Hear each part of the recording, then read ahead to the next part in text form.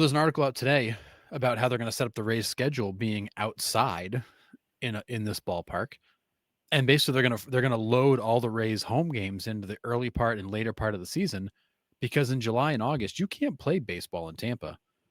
It's not only 100 and something degrees every day, but it rains every day. Right. Like you get your 3 o'clock thunderstorm every single day. Right. So in the month of July, the Rays only play 8 games at home. In August, they play 8 games at home. They play most of their home games in April and May, and then some in September. But you can't have them in Tampa, July and August outside. You have to be covered. And this minor league team normally plays the Steinbrenner Field. I want to say they said last year they had like 12 rainouts Yeah. in the summer season, which you can't have a major league team get rained out 12 times. No. Like it doesn't work. So like they've got this crazy heavy front loaded schedule. They play like 40 something of their first 50 something games at home, and then they play like 67 of the last 100 on the road, because you just can't have them in Tampa open air July, August, early September. I wonder if they start getting behind in games, I wonder if you see them go to like, Miami to get some games in if the Marlins are on the road or something weird like that. We have seen that where teams Mhm. have moved. We talked about in the trivia question a couple weeks ago. Carlos Zambrano throws a no-hitter for the Cubs, but he did it in Miller Park Yep. because of a hurricane. Crazy enough, Well, and but as it is already, they've taken some of the Rays home games and flipped them to road games. So the Rays aren't going to get like a 50-50 home and away split because they've already given some of their home sets away to make them road games to get them the hell out of Tampa. right. So yeah, I mean, you're going to have the Rays who play like a 1/3 on 1/3 home, 2/3 road schedule because they just can't be in Tampa that often outside. That's wild.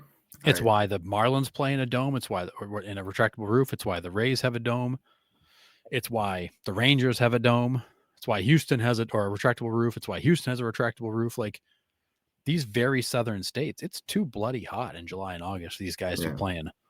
Yeah. I remember the days of the old ballpark in Arlington. They were outside, but they played every single game at night because you could not play a 1 o'clock game on a Saturday in August. It was No. 108 degrees on the field.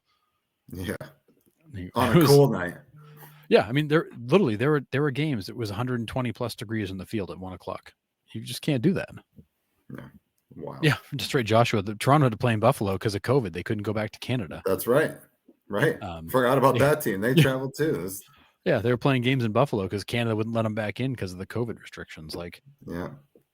we're in a weird spot. Baseball's in a very weird spot the next couple of years where you've got a lot of teams that have a lot of big decisions to make, and you could see some movement, which I think is great for markets like Portland, Oregon, Salt Lake City, Vegas, Nashville, Raleigh, San Antonio would be a good one.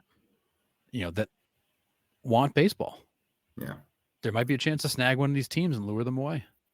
Yeah. And I think that happens, like I said before, expansion's even a thought. Manfred has to get this completely fixed before he can be like, okay, well, who Manfred's else not wants? completely fixing anything, Nick.